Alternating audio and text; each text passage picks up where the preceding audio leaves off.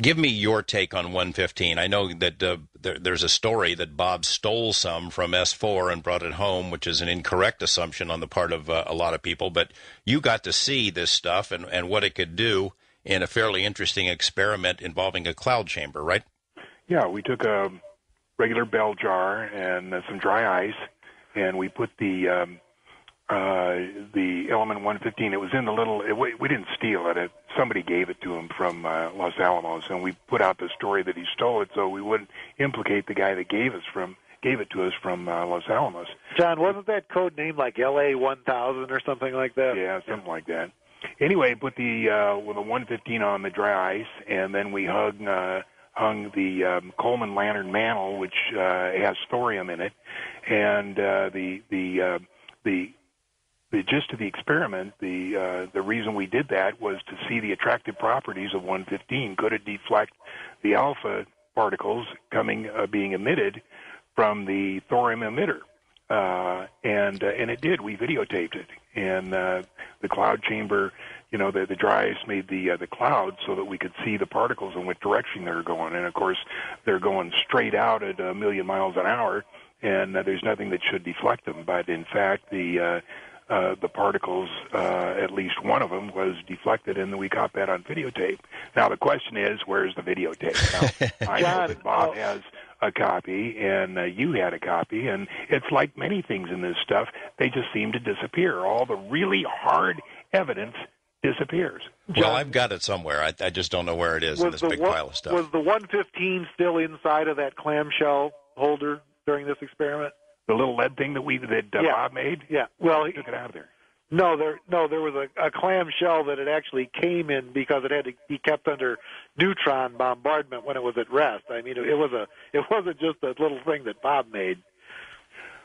Remember there was a lead container that Bob kept the 115. I don't know about the clamshell thing, but there was a clamshell thing with whatever neutron emitter on the inside of it. I don't know. I'm not a scientist. I don't know what I'm talking about. But I know the 115 had to be kept under neutron bombardment at rest for whatever reason, and there was a casing that it came in. I mean, I don't know that that's the same one you're talking about. I didn't see the casing. Okay. I just saw the little arrowhead shape that put on the dry ice, and there was me, Joe Vaninetti, and Bob, and I think Jim Taliani was there. Gene, did you ever see 115 out of the case? No, not out of the case. I saw the case, though.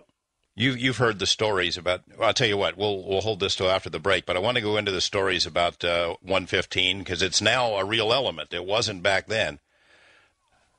It came out of the sky, an appropriate song for this time period. We'll be back with more of Gene Huff and John Lear, and maybe a call from Bob Lazar. We still have our fingers crossed. I'm George Knapp. This is Coast to Coast AM. We're talking with John Lear and Gene Huff about the early days of the Area 51 story, how it all came about. In particular, one of the linchpins of the story is this mysterious, magical element called 115. At the time Bob Lazar first mentioned it to me, I was no scientist, but I was smart enough to know that the periodic table didn't go that high. There was no such thing. Now, there is. However, the 115 that's been created in a lab is far different from what Bob Lazar described back then. When we come back, we'll pick up the conversation there about what they saw with the 115, and we might even get into where that piece of stuff is now. Stay with us for more Coast to Coast AM. Welcome back to Coast. My name is George Knapp. We're talking with John Lear and Gene Huff about the Area 51 story, the Bob Lazar story, and a key factor in that story is the information about something called Element 115. As I mentioned before that break, I had first been told about it and said, well, it doesn't exist, Bob. And he comes back and says, well, it's theorized that there is an island of stability, that something like this could exist. And of course, now it has been created in a lab, but it only lasted for a couple of seconds. Gene, how do you reconcile Bob's version of what 115 is like, stable, 500 pounds of this stuff, with the reality of what scientists have found? Well, not that I'm much of a judge. I mean, from a layman's point of view. First of all, remember, 500 pounds isn't a room full. This is an element heavier than lead, so 500 pounds isn't as much as one would surmise.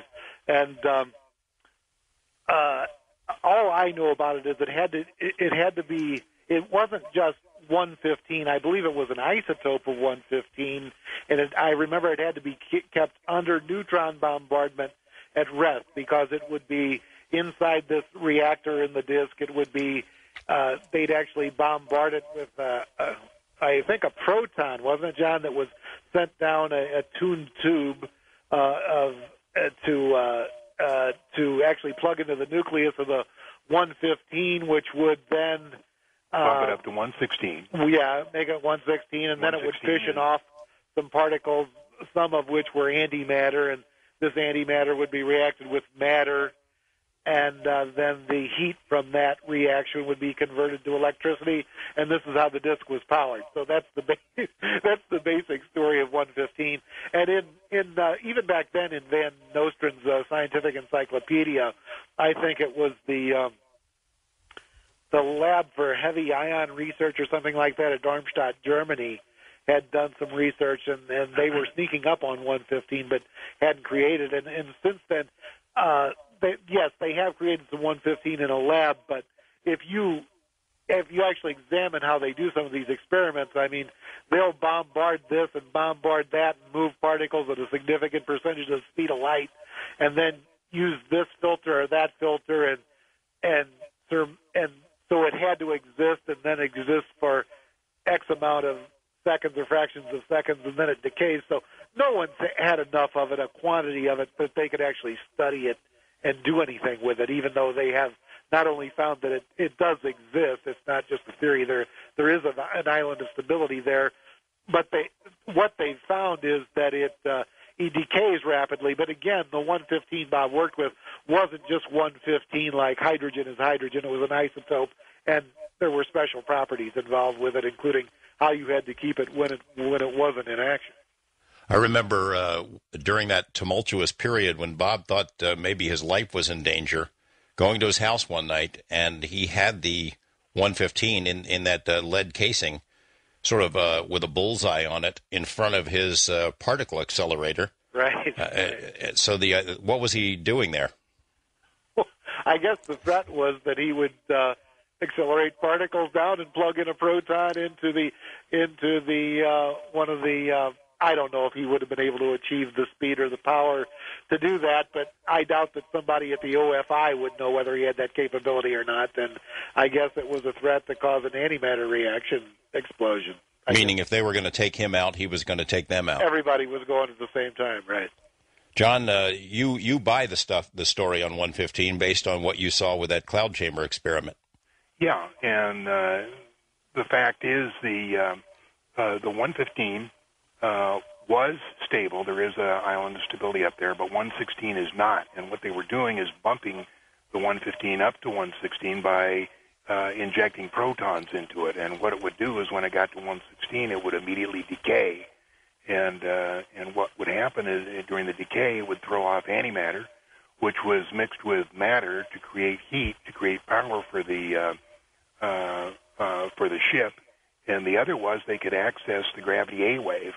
And the gravity A wave they used to access and amplify it to pull space towards them to go hundreds of light years, in a very short second. But naturally occurring element 115 cannot be found anywhere near us. It can only be found in a solar system much larger, is the way Bob explained it. The two main factors which determine the residual matter that remain after the creation of a solar system is the amount of electromagnetic energy and the amount of mass present at the time of the creation of that solar system.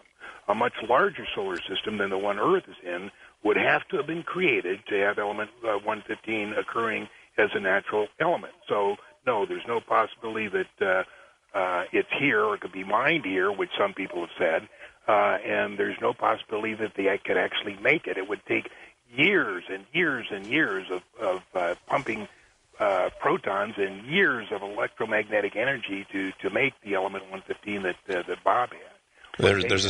There's a story that of something that happened that hasn't really been told that you guys have not discussed in public, but at one point this piece that Bob had was stolen, wasn't it? There was three, and two were stolen. Bear me out on this, Gene, and then and then one we have no comment on.